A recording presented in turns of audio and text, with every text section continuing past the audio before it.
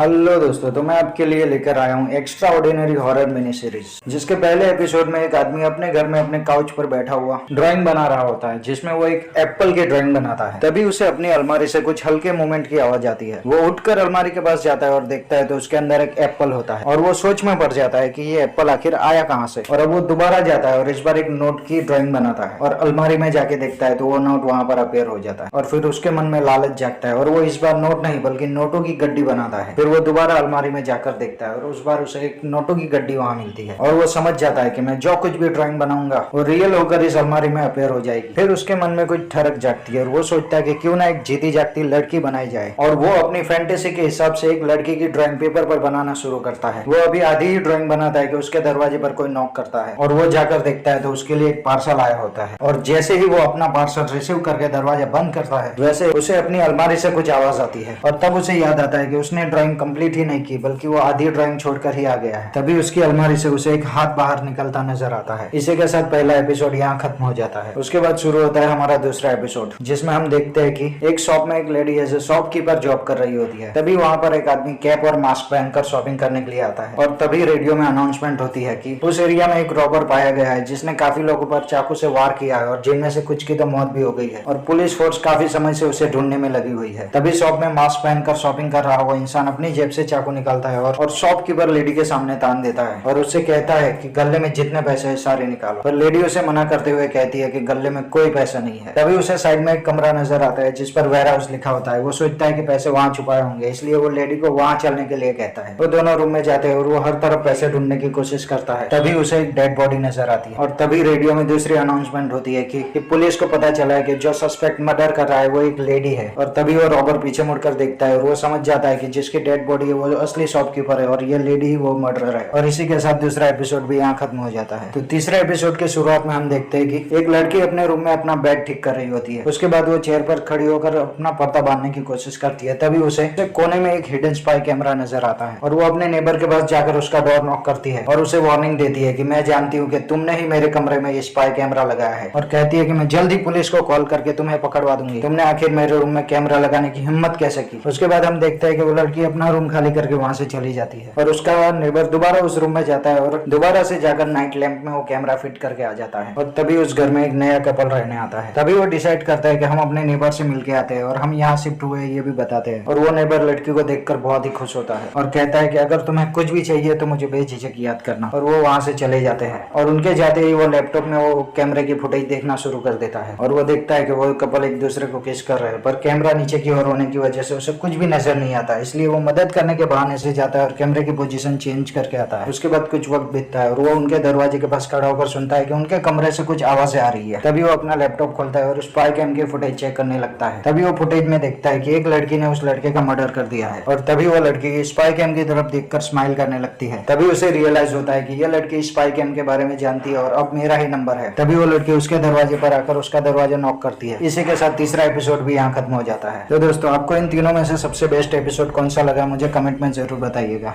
मुझे तो पहला वाला बेस्ट लगा। ऐसी ताकत कौन नहीं चाहेगा। और ऐसा ही एक सीरियल काफी पहले भी आता था। तो दोस्तों, जाने से पहले एक छोटी सी रिक्वेस्ट, चैनल को सब्सक्राइब करने की, वीडियो को लाइक और शेयर करने की।